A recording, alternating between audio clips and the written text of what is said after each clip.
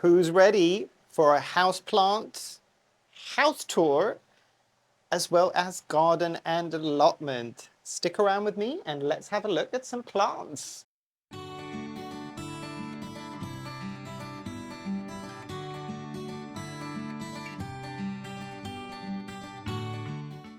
Okay, and on to some of the houseplants, if that makes sense, the house plants, not the ones that are in the conservatory. So you can see here, this is my, I'll start with one of the bigger ones actually.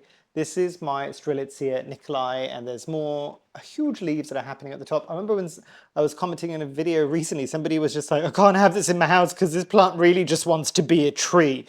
True. If I can find videos of when I filmed at my parents' house in Cyprus, I will show you the tree that my parents have of this, which is over 2 stories high. But it does okay in my space. You might be able to see a bit of light that's shining up from the top there. That is one of the Claria, I think. I'll put the name at the top, the Grow Gang lights. I think I've even got a discount code that I'll put it in the description down below. But that has done exceptionally well for this specific plant in this space. So yes, very, very happy, and it's pushing out new leaves more and more these days. It doesn't do very much in the winter, but now that spring is here, this is doing a lot more, and I quite enjoy it when it grows. I mean, the leaves are absolutely stinking huge.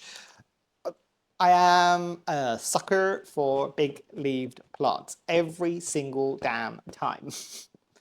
So let me pick you up and show you a couple of other bits that I've talked about on other videos. So one of the things that I have discussed, and down here below me, is the fireplace slash wood burner slash stove, I think it's called in America. And I've got a ZZ plant up here, which is dying because it's not getting anywhere near enough light from the window that's down there. Even though it's a south-facing window, that's probably at least 2 or 3 meters to here. It's not getting anywhere near enough light, and it's also drying to buggery every winter when I'm switching on this fireplace. So unfortunately, even though I've got some new growth that is happening now, this struggles all winter long. So this might end up becoming either some form of display ornamentation here, or possibly just a ficus plasticus, basically, so a fake plant, if I really want to have a pop of color there, because some places, and I've said this before, and I know people are going to come camp for me, the fact that I've got like some fake plants.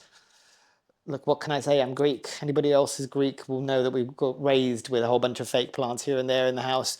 But there are certain places that just plants won't work. If you have a vehement aversion towards fake or plastic plants, put something decorative on there. It doesn't need to be a plant. Otherwise, you're basically slowly killing it, unless you are happy to use it as more like cut flowers and you're happy to then replace the plant that will kind of die off.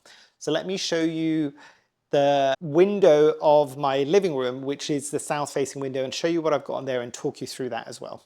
Okay, so this is the window that I was talking about. It's quite a large window. It's kind of like a fake bay window, so it does go around, but it's not a true bay window. Hopefully this is not too dark. If not, I'll fix it in editing, basically. So here I've got one of my only variegated dracaenas, and I've had this, and you can see some of the leaves are yellowing off. But this is how these plants have always grown for me and my parents. My parents' house always used to have these plants, and they end up becoming a bit more like a palm tree rather than a short bushy plant. I think that's a Dracaena fragrance, if I'm not mistaken. I might be wrong. But this one has been with me 6 or 7 years, doing really, really well. You can see my shot of sunshine, or I think as it might have been Renee. Renee, if it's you, hi. My bucket of sunshine. Ta-da! It's doing really, really well here, basically. Then we've got the Rhaphidophora pertusa, if I'm not mistaken there. The Philodendron sodroi in the corner, which has struggled. I've given it a moss pole because everything I can see online says that it's a climber. I have a sneaky suspicion that damn plant is not a climber and it's a crawler. And if it is a crawler, it won't survive in my space for much longer because I do not have space for it. The other one is the Alocasia Tiny Dancer, for anybody who's questioning how that's doing. Really well, really well. I have to say, I know it's a weird looking plant, and it's an exceptionally weird looking plant, I'm not gonna lie. possibly one of the easiest allocations I've ever cared for. Granted, it is in a south-facing window because I know that it does better there. Now, the other things that are here is I've got some crown of thorns right there in the back, as well as some clippings of the philodendron. I can't remember. I'll put the name at the top. Don't know why. Very, very slow growing philodendron. And then right here in the corner, I have got my Hoya Australis Lisa, which is kind of winding everywhere. I've got a Euphorbia trigona that's happening there. Ironically enough, the Euphorbia trigona that you're seeing, the cactus-like plant that is here, that is chopped and propped from a mother plant. The mother plant has since died, but that one is doing quite well. It is literally growing in pond.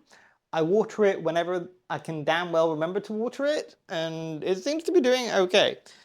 But there is a bit of clear out that I need to do on here just to make the space a bit nicer.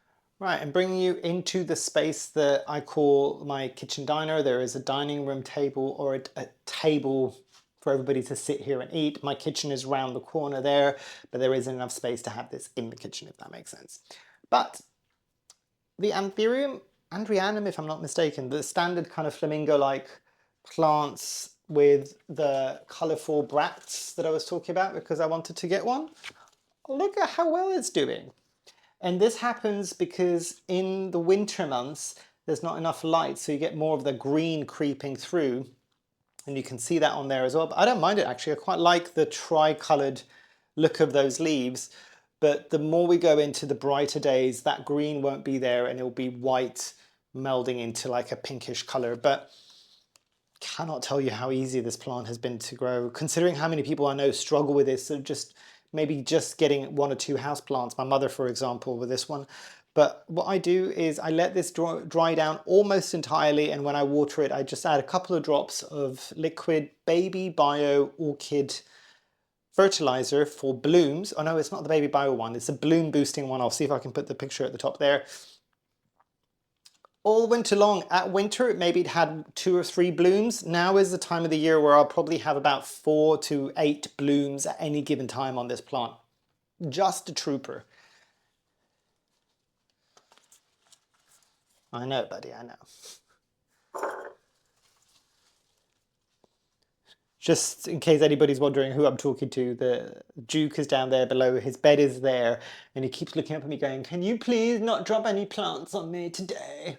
Not that I've ever done that before, by the way. However, usually when I'm moving things, pon or possibly bits of bark might fall on him, and then it's a wild scramble to pick it up before he inhales it, because Labradors, or dogs generally.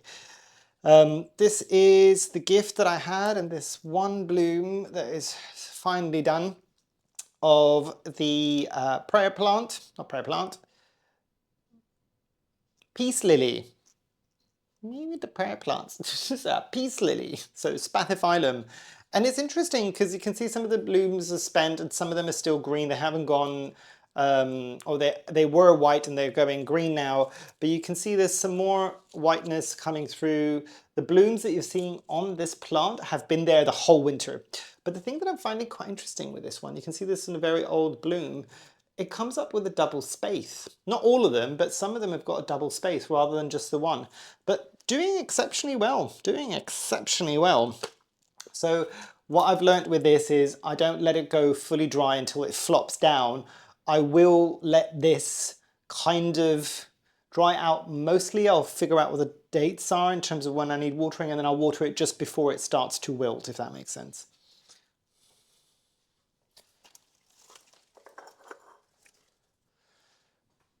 Behind that, or in front of that, is a feral philodendron glorious. So this is the gloriosum mixed with the melanochrysum, I think. I've never really got this to size up particularly easily. I had it on a moss pole. It's half trailing down. I don't care at this point. The splendid is just so much easier. Even though for me, visually, I prefer the glorious, it's nowhere near as easy to grow or size up as the splendid is. So splendid, for me, will win hands down every time, which is a shame. Next to it, you might see the philodendron. Oh, That's the hybrid of the Gloriosum, and it's one of the few crawlers that I have at the moment. I'm keeping it relatively small because I know a lot of people have got rid of theirs because it got absolutely huge, and I put the name at the top. But it's getting to the point where it's probably going to get a bit too large now, and it's probably going to get gifted to somebody that I know because I don't have that much space for it. Next to it is a propagation of one of the many propagations that I had of my original philodendron Burley Marks. That is one that will be part of the downsize, so I'm just waiting for the person who I'm going to gift that to be ready to take it, and then that will leave my space. And then right here I've got my Aspidistra elatior, the cast iron plant, because again, instead of cut flowers here, and I do occasionally get some cut flowers here, but I prefer to have a bit of greenery on the table whilst I'm sitting here, because this is usually where I sit to have most of my dinners, basically. So if there isn't guests coming round, this is the area that it does. And I can show you really briefly, if I pan you down, it's just a glass table with some leather seats, basically. And then the messy bit that is the utility room. This room is right next to the kitchen diner that we were just looking at a moment ago. This is where the croton lives. This is where the croton lives. Right next to it, I've got the Hoya Wyetii, the variegated form. And you can kind of see what happens with the variegated leaves. They come in and they're like the slightly peachy, pinky color. And then for the people that have been here a while, look. This is the Hoya macrophylla, if I'm not mistaken, the variegata one. These were the propagates that we planted in one of the repots with me, basically, and it's doing super well. This leaf has only just come out, so I don't want to mess it too much, but this was one of the first leaves that came out. Look at how big this is, considering these were the original leaves when it was being propagated. So high hopes for this summer, and I'm going to stay on top as much as I possibly can with the mealybugs, because I've already seen mealybugs on this. This did really well last year. The whole year it did not have a singular mealybug.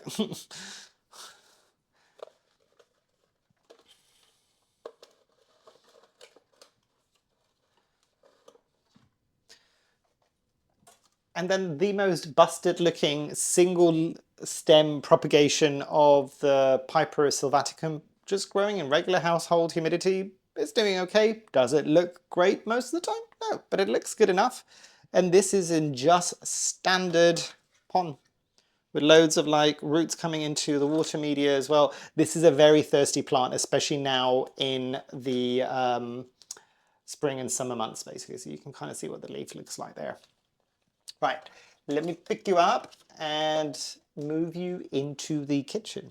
Okay, and this is the kitchen window. So this is the same aspect as my living room. So this is a south-facing window.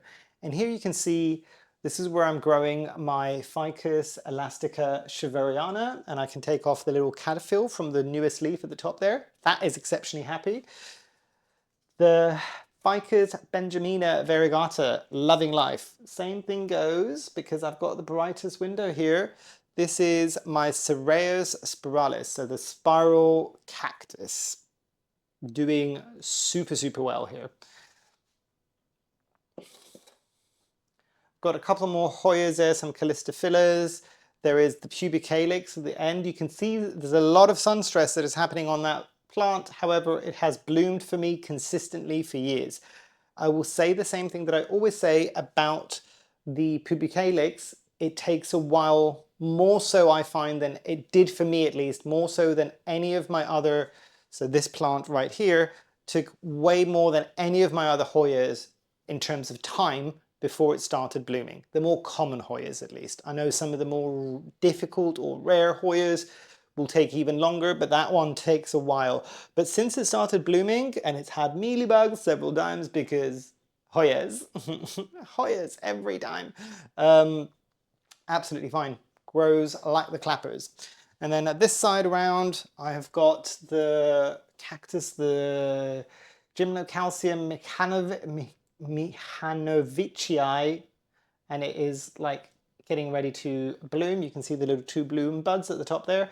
This cactus has only just started to get re-watered. This has not been watered for nearly 6 months. So doing really, really well. And I think that's something that they always say, if you want to have blooms on your cactuses, always make sure to give them a winter rest. And then this is a variegated form of a ficus. This might be getting a tiny bit too much light here. You can see some of the oldest leaves are having issues. It has not brought out any leaves for a while for me, but at the moment it has got 1, 2, 3, 4, 5, 6, 7, 8 new leaves working. So it just needed a break over the winter. And what I've also done is I've moved the leaves away so they're facing in on the kitchen and the light's only hitting the back of them basically. But interestingly enough, this is one of the few ficuses that does have mealybugs on it. So I'm constantly treating it. And right in the corner, you might not be able to see it because it's being hidden, is my Hoya Crinkle 8, which I think might be on its way out, but I've had it for years. I love the bloom scent of that, which is so annoying because I know I can replace it. I know I can find the Crinkle 8 again, but it's not going to be blooming size and it's going to take me years to get it to blooming size again, but we'll see how it goes. Right, let me pick you up and show you entryway and downstairs bathroom before I finish off by showing you the upstairs. Okay, and here is the entryway. So the main door to the house is there. It's got part of it is a frosted glass, so I can get some light here. And this is where my Pachira aquatica lives. And as you can see, super, super happy. Cannot complain at all. There's also some, down below it, there's also some ZZ plants that are just getting just about enough light to be vaguely happy. Not entirely happy, they're vaguely happy. And then as always, the guest bathroom. So this is where I've got my ponytail palm. This is a very small space. So I'm leaning against a wall. And then you can see right on the side there, this is a variegated lipstick plant. And then one more thing before I finish off in this space, mainly because you've been looking at this for months now in my conservatory. This is where the new golden pothos that I was growing on a moss pole is now living. Because the other one was struggling the mostest and it never had a proper moss pole, so I was kind of having issues with the leaves getting smaller.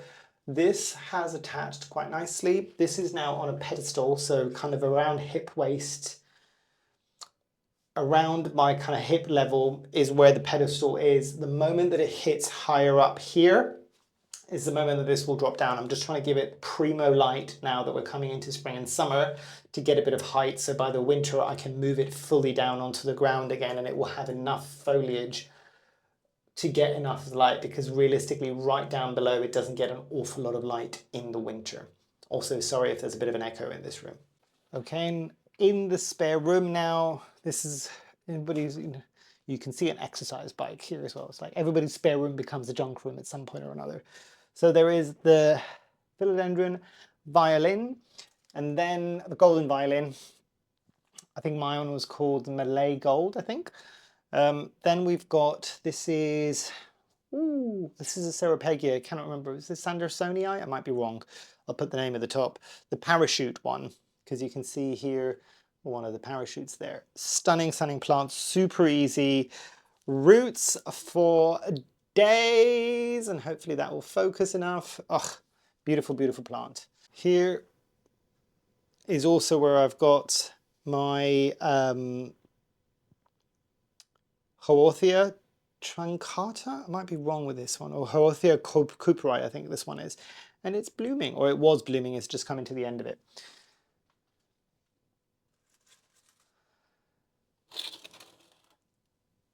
This is also where I have quite a few stapelias and opuntias as well, and some cacti. Carrie, if you watch this, you should know all of these plants. These were all yours from our original trade. They're doing really, really well. Really, really well. This kind of velvety, I think this was the velvety one. Was this the velvety one? I can't remember now. Possibly. The velvety type stapelia is doing relatively well, as well as the variegated one. So super, super good with these. And then I've got a propagation of my Monstera albo, which is probably going to go because it's taking up space, and a whole bunch of water. Well, they live in water now. They've been living in water the last few years. Reverted Burley Marks variegata philodendrons.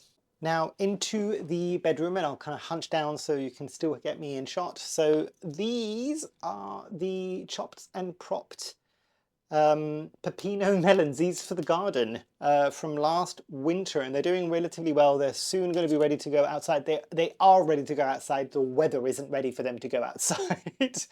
You can see my little mini kind of Phalaenopsis orchid has not stopped blooming in the almost 10 years that I have got it. It has always had at least one flower spike on it, fully bloomed at all times.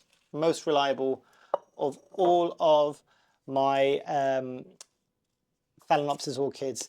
Then we've got the two, so this is one, I've got another one on there as well. This is the Euphorbia obesa, so this is the one that looks like supposed to be like the baseball euphorbia, but obviously the bigger they get and the more established they get, they start to get a bit more columnar. It's usually when it's smaller.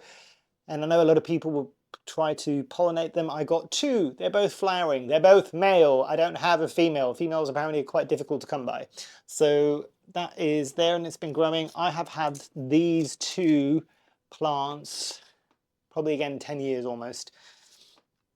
This is another, so this is just a white standard Phalaenopsis orchid. I have got these leaves here, which has also got its own little flower spike, is a little, I think it's called a keiki, and this is a little pup, but it hasn't got any roots yet. It's starting to get a root now, but as soon as it's got enough roots, this will become its own little plant, and there's also another little plant that's growing down there.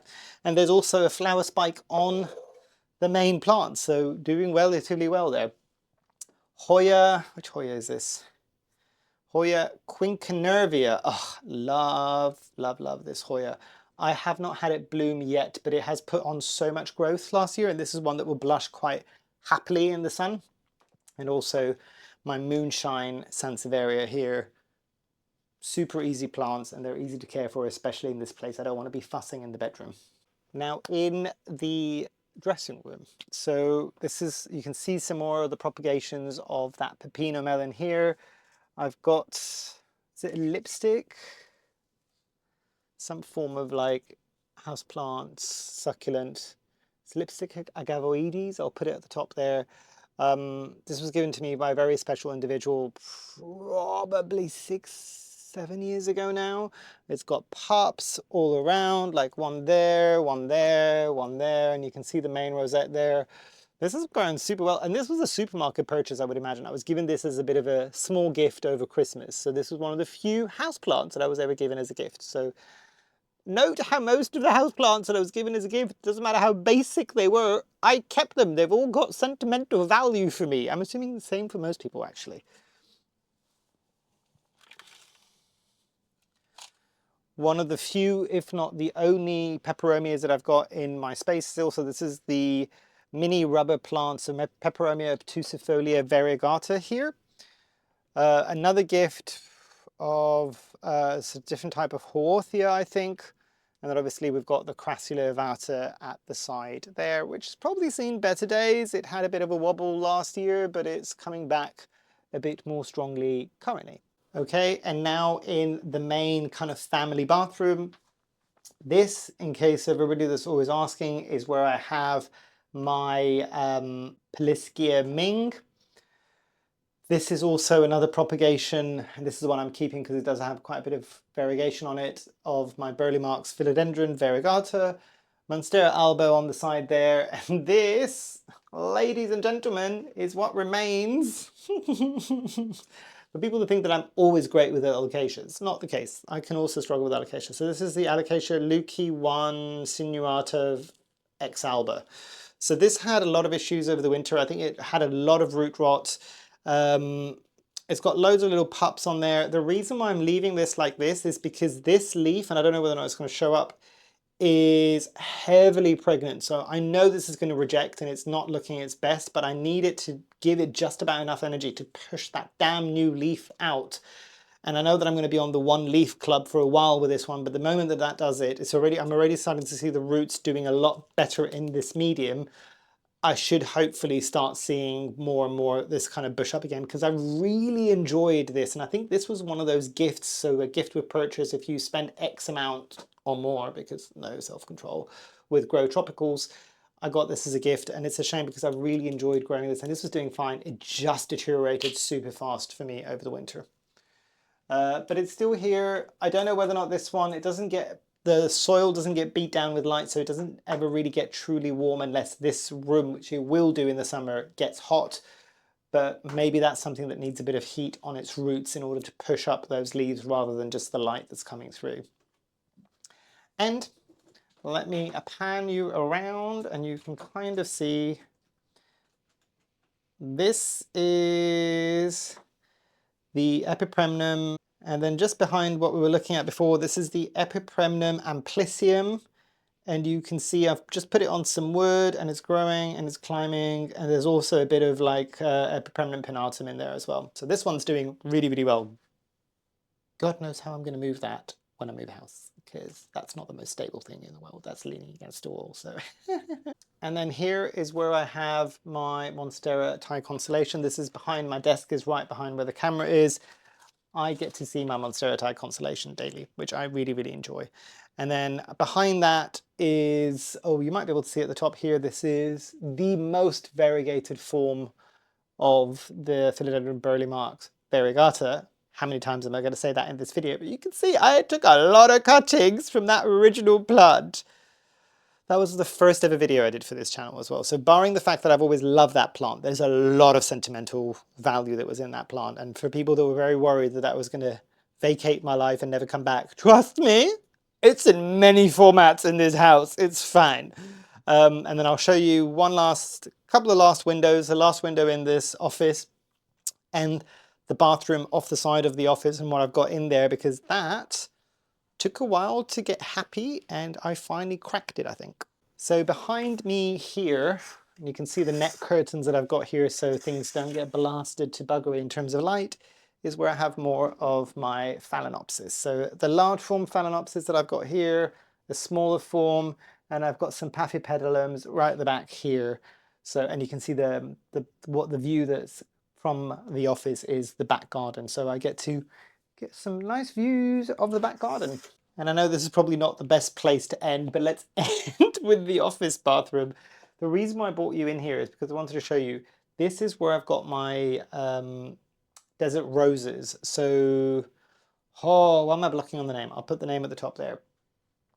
One is the one that grows a bit more like a caudex, like a fat caudex at the bottom there. And the other one is a more traditional one there. The interesting thing is I was never able to get this to be happy enough to leaf and to have some blooms, but I had some bloom buds this year on this plant, so it's doing really, really well. And the reason is I think this is very much a south-facing window. It was on a south-facing window before. This was downstairs in the kitchen that you saw earlier, but this is a frosted glass. It's got less scorching light coming through this, and it's directly underneath, directly above a radiator, and this is also where a lot of the laundry is dried. So this room is, yes, humid at times, but also very, very hot in here. So both of these plants are loving that. But I think that's everything around the entire house. Sorry to end on a bathroom, but... Okay, and now we're outside the house, and you can kind of see behind me, that is the hydrangea that I need to take the blooms off from last year, but you keep that on as dried blooms just to protect the new growth that's happening. And then if I can pan you up, you should be able to see the clematis that has come back. That's the one that was thought dead last year, so that's quite good. The other thing that you might be able to notice, behind me is the camellia, where the blooms have dried up, because actually that came into its bloom very early this year. Okay, and now at the back of the house, and you can see the hanging baskets. They still need a bit of love, but these are the hardy fuchsias that are always there every year. They come back after winter, which is great, but these need planting up, basically. And it's not going to be massively exciting in the back garden this year, this time, because there's not as much going on at the moment, because it's only just starting. But if I bring you down here, you should be able to see right there, there is a bud, and this is the black rose, actually black. And then I've got another rose here, which is really, really cool. But I'll see if I can insert a picture because it's the first time I bought it, but it's the dual colored rose, which is really, really cool. And then here you can see the beginning of fruiting season. If I pop you down there and bring you down, you can kind of see these are the blooms of the pear tree, which again, I think this year I'm not going to get a single pear because this is semi-self-fertile, but I don't have any other pears anywhere near me. So it was covered in blooms and it's such a shame that I'm probably not going to get a singular fruit of this. On the side here, and it's now kind of in leaf rather than in bloom. This was my weeping cherry blossom, which was amazing earlier on. Behind there you might see some blooms that are happening. That's the apple blooms. The last few blooms of that camellia are there as well.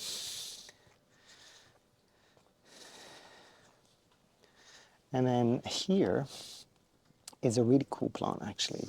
That is kind of a miniature buddleia. And it kind of will grow a bit more like a bonsai. It's still very early. It's only the second year that I've got it, so it will take its time. But this was very cool. Brings in all the butterflies for the summertime. And then down here is the Peruvian or the Chilean guava. I can never remember which one of the two it is, which the fruits last year were fantastic. Got my Acer right behind there. You can kind of see it. And then another Acer right there, basically. This one I can't take any credit for. This was in the house when I got here. Annoyingly, this was a massive tree and something happened to it like the second year that I was here and it had to be chopped down entirely. So it's growing from a stump at its base, but it's pushing up quite nicely. So it's a much smaller tree, unfortunately, now. And then down here, hopefully you might be able to see some of the blooms. That is a strawberry bloom. And these are my Everbear strawberries as well as mixed in with my alpine strawberries, so the white strawberries. If you ever have a chance to grow alpine strawberries, they're a bit harder to grow and they do need regular strawberries next to them so you can get a bit of good cross-pollination going between them, if I'm not mistaken.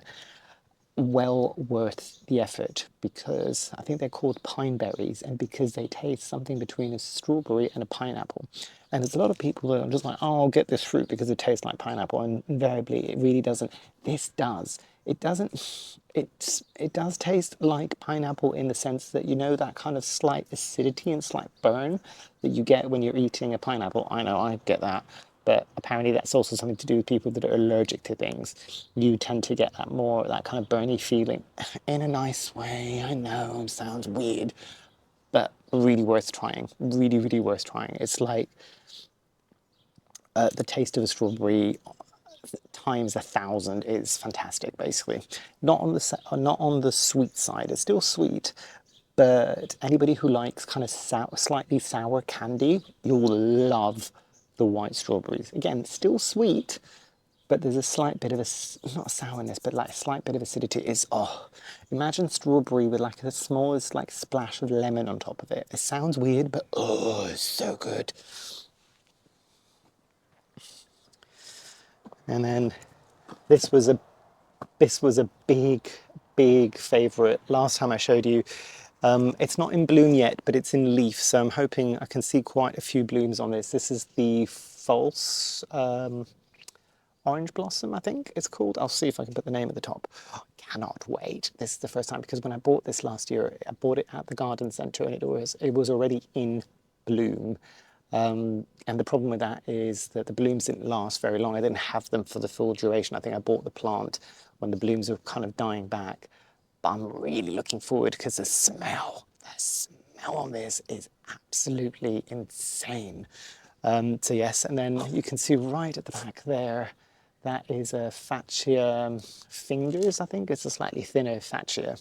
And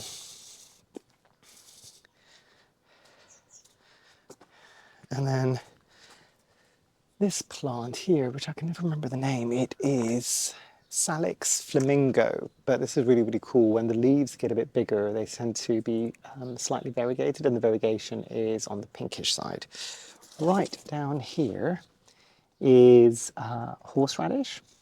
So it's just starting to come in now, big, big bucket. It's the first time I harvested some horseradish from this year, and it did me proud. I had such amazing horseradish sauce for the kind of winter months. And for anybody in any of the slightly warmer countries, because I know Greece doesn't, for instance, have horseradish, if you think wasabi-esque flavor, it's that kind of thing. Basically, it's like a root. It kind of looks like a white carrot. I don't know how else to describe it. That's the most basic description I can give it. And then on to the point of wasabi, that is an actual wasabi plant. And this needs a lot of shade and it needs a lot of water. And it was interesting because, and I always say it's interesting to look at content of where things are grown naturally, because you can get a hint that you'd never thought. Because I'd always known about wasabi, that, you know what, it doesn't want to be in direct sun, it needs a lot of water. It's only when I got to see a documentary that was filmed in Japan and somebody went to a wasabi field that I got to see some things that were really interesting. So it was up in the mountains, so cooler temperatures. B, it was under the shade of trees, but the professional growers also had an entire enclosure under shade cloth when it was already quite shady, and they were growing and thriving there. I also thought mine was really, really small, but actually looking at theirs, where they were growing and they were ready for harvest, they were about the same size. So you can kind of see roughly how tall that is. And then the other thing, obviously they say they like water. These were pretty much more or less growing as marginal plants on running water. So things like that, seeing things in their natural habitat grown by people within those communities makes a huge difference into, oh, that's what we need to be doing. That's what we've been doing wrong. That's what these plants need in order to grow well. It's the same thing that if I'm in Greece and say somebody's wanting to grow olive trees here, as somebody from Greece and as somebody who's been around people growing olive trees for decades, we can give some really insightful advice and just kind of go, do this, don't do this, do this, do that, do this, because it's just, we absorb that information via osmosis because it's always around us. Was actually us trying to grow plants that we've never had any experience with, they're not in their natural habitats, we're at a disadvantage always because we don't have that info. So documentaries, information from places in locations where you can grow your plants. And I'm not just talking obviously about garden plants now, I'm talking the same thing about a lot of our tropical house plants. Invaluable information. And behind me, you can see, I think it's called the lilac. Lilac, this is supposed to be a bush. As you can see, it's pretty much a tree at this point. So I've got a little water fountain at the bottom there. Got a little water fountain at the bottom there. And then Tetrapanax rex. That is bitter orange. Big, big spikes, and I'll show you. Anybody who was wanting to grow citruses in the colder countries, and I'll see if I can put the name on here, it's something tri-leaf, and you can see the leaves here. This lives outdoors here in the UK year-round. It will lose all of its leaves in the winter, but now you can see it's spring, it's all kind of starting to come back again. You can see behind as well is I've got some bok choy that I've planted in, and I've put some net mainly for the birds at this point of the year.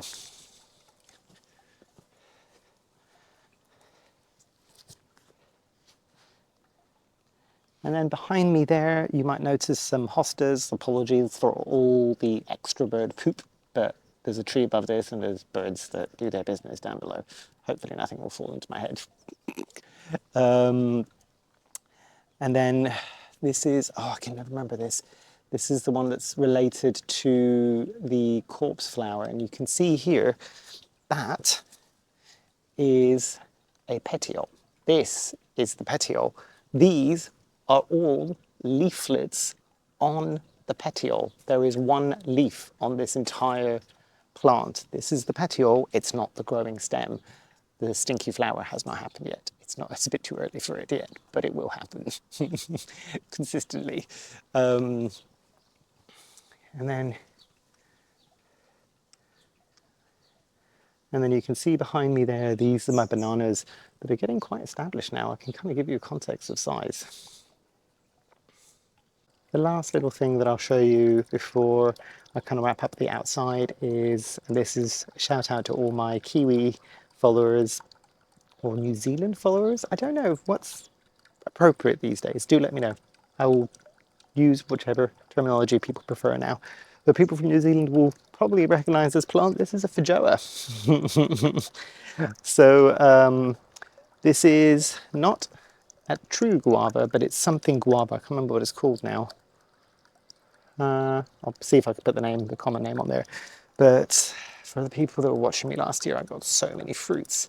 They were setting on this. I went on holiday. It didn't get watered enough. It dropped every single one of the fruits, so I never had a chance to eat any of them. So, oh, but this is the little baby one that I bought last year as well, and that one's doing quite well as well.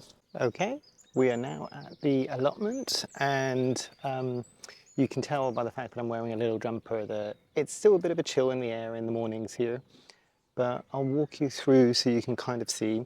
For anybody who doesn't live in the UK and doesn't know what an allotment is, it is something that's organised. I think it's been historically done here for quite a few years.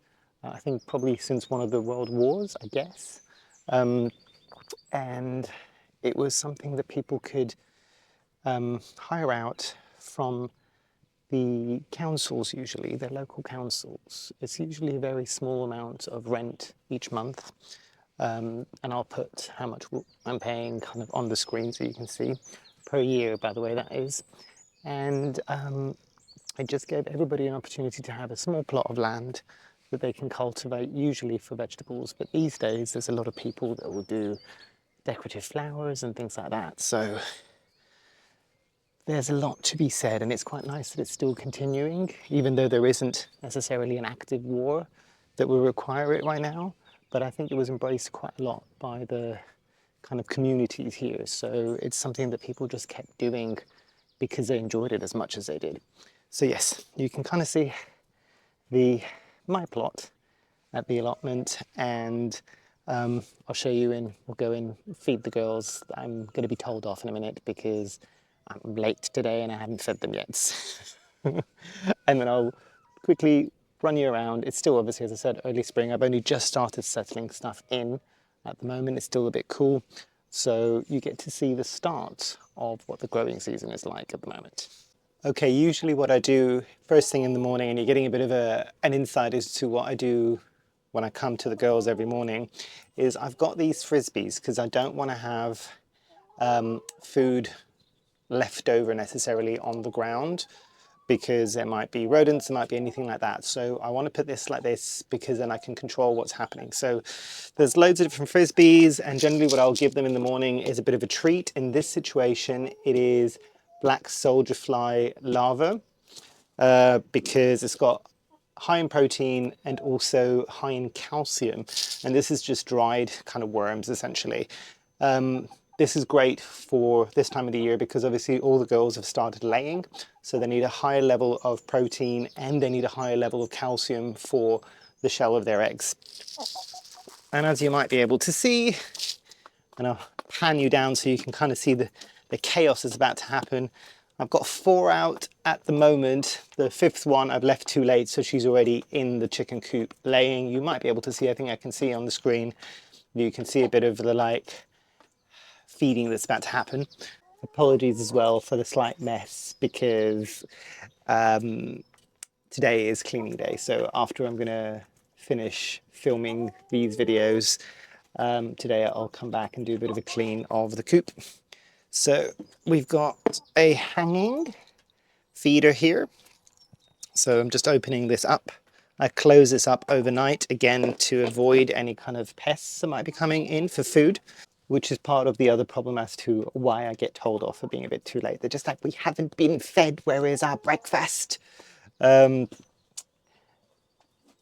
And then something else that I've started to do is I've got directly underneath the camera is what is called a nipple feeder. So it's kind of got this little mechanism where the chickens will push their beak into it and some water will come out. Again, anybody who has had chickens, they know that if you have the kind of standard kind of bowls of water or the things that's like a gravity fed water, they get mucky super quickly because chickens are messy. They'll stand on it, they'll throw dust in it, they'll throw poo in it. So this is a bit more hygienic. I know there are things to be said. Some people don't like it for kind of any damage that might be happening to the birds' beaks, but at the moment mine seem to be fine and they seem to kind of enjoy it as well. And it also means it's a bit easier for me because I don't have any power at the allotment. Nobody has power at the allotments generally. So it's in a black bucket basically. So in the wintertime, it helps retain some of the heat from the sun so it doesn't freeze solid, which is a big problem in the winter. And in the summer, it keeps it a bit cooler as well. So if I show you down below, you should be able to see the girls very much enjoying their their breakfast treats. So just so you've got some awareness, let me pan it down. The white chicken with the crest on it is Blanche. You're looking at some like chicken poopy bums, apologies, but that is Tallulah, the big grey one. The brown and white is Jolene, and the brown silky is Delilah. The one that's not here at the moment is Gracie Lou. So Gracie Lou is the grey silky, as in Gracie Lou Freebush. And because of one of my audience, when I was talking about the names a while back, they made a great kind of comment, and it's become the plural for the girls. It's the Southern Belles, because I went for those types of names specifically. So the Southern Belles are all here. They all have kind of nicknames as well. So the brown silky, that you might be able to see in the background there, she forever will be called Security, because for the longest period of time before she started laying, I thought she might have been a rooster, because every time any of the other girls were laying, she would be very loud with her egg song. We now know that it's an egg song. The white Polish, the all white Polish, which is there, you can see she's a bit skittish. And because of that reason, anybody who's watched Ice Age, you know the little squirrel thing that's always like freaking out. I think, if I'm not mistaken, it's called Scrat. So Blanche is called Scrat. The big girls don't have secondary nicknames, neither does Gracie Lou, basically. But yeah, that's a bit more about the girls. Something that I have done this year, which I did not do last year, you might be able to see there. Again, apologies, I haven't cleaned yet. But it is a raised bed which I've put grass in, and then there's chicken wire on the top, very fine mesh chicken wire. So the girls can stand on that in the summer and then peck only whatever comes up in terms of grass. So it means that they've constantly got a supply of grass, because anybody who has ever grown chickens will know that if you put them directly on grass, within a few days, that grass does not exist anymore, because they'll eat it all up and also dig it up as well. So this is the way to do it, so everybody's happy and they've still got a stable supply of grass to eat. And let me do you some B-roll of the chickens just kind of being chickens.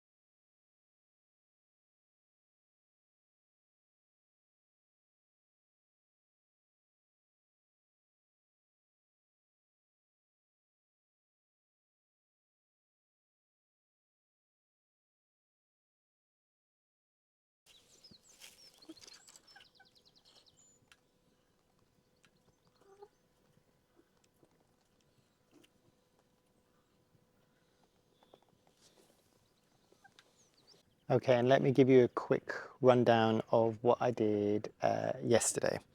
So yesterday was a very long day of like dealing with the allotment, and I can show you here. So you might be able to notice behind me. So what I did is I've put these metal raised beds because the wooden ones are just too expensive, if I'm being honest. So these were relatively affordable. I think I got these for either 30 Great British pounds or 35.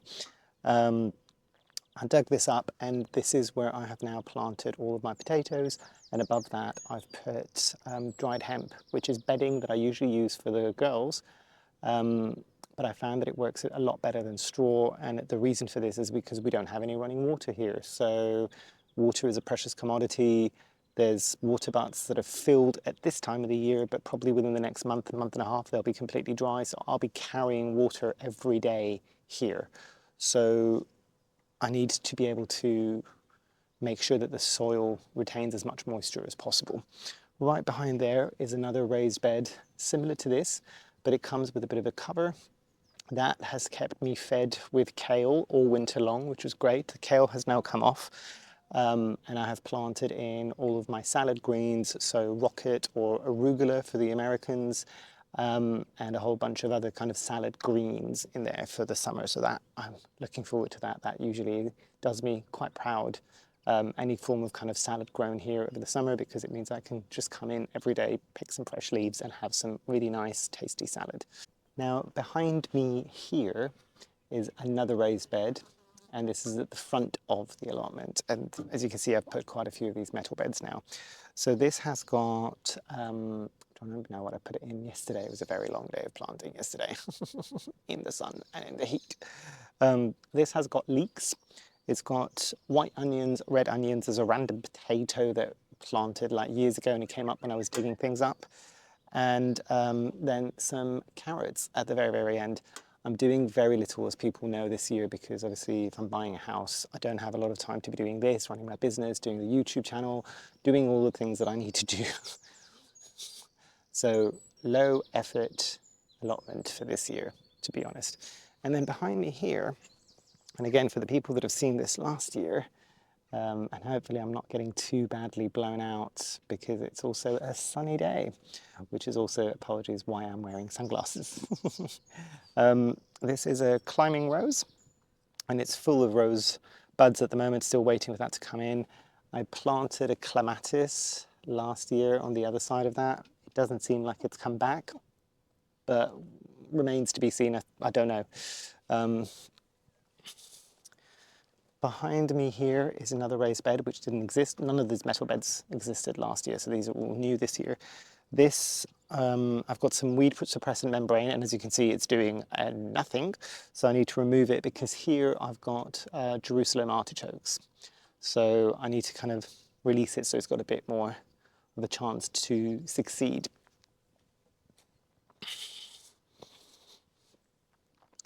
And then behind me here, this is an interesting one. So a lot of the stuff that you can see within these beds, what I did last winter is I planted seeds for something called green manure.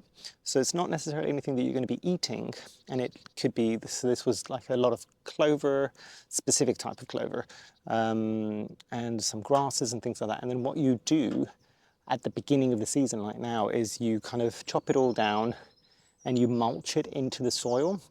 And as it decomposes, it adds nutrition back into the soil. And also, the really interesting thing with this, a lot of these kind of green manure type seeds that you would put in, they've also got quite strong roots. So they also function as aeration of the soil. So this soil is quite dense here, unfortunately.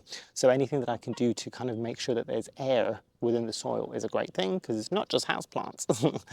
Garden plants and vegetable plants, they still need air in their roots in the soil. So the interesting thing, these were ones that I thought I had harvested over the winter, because these were my parsnips that I was growing for Christmas dinner, which I had, and they were great for Christmas.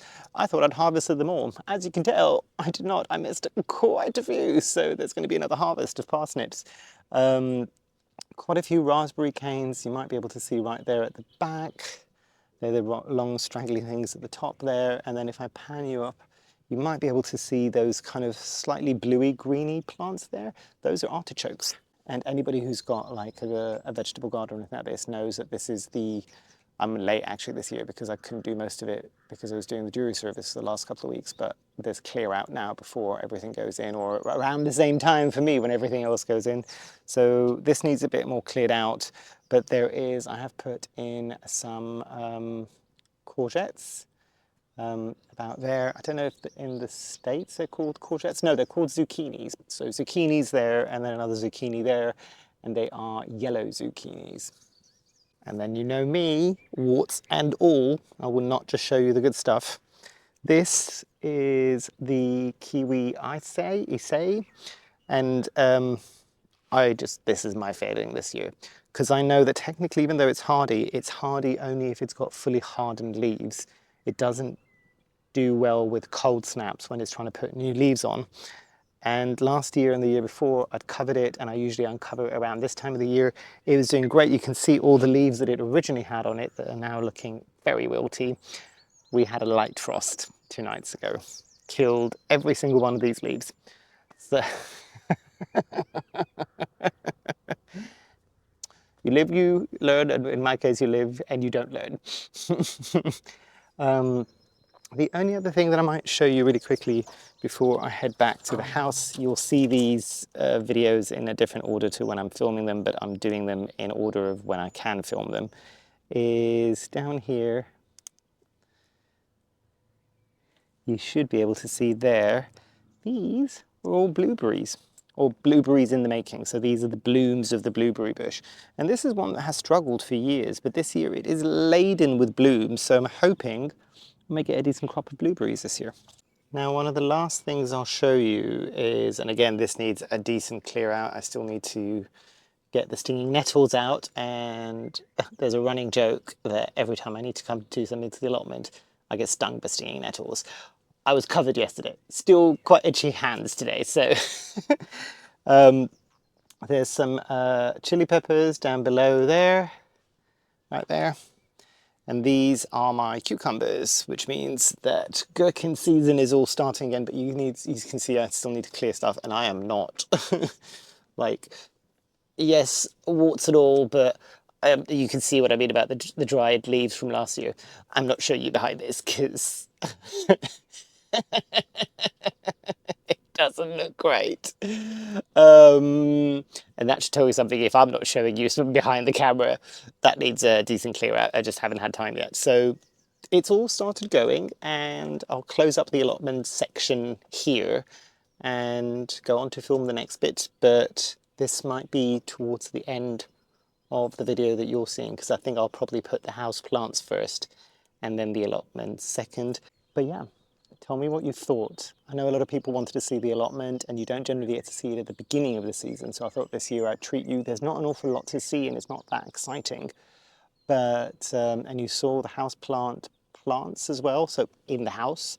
At the beginning of this video, let me know your thoughts, any questions you might have as well, because I know some people have tried to get into vegetable growing or gardening a bit more than just the houseplants. I'd be more than happy to answer those questions. Obviously, as always, with the houseplants, let me know your thoughts and let me know any questions that you might have. I know vegetable gardening and regular gardening is not what you come to my channel, that's fine. But I like to treat you to the other green passions that I have once every so often as well. So yes, hopefully you've enjoyed. Hopefully I shall see you here soon, and I truly, truly hope that you have a great rest of your day. Thanks. Bye.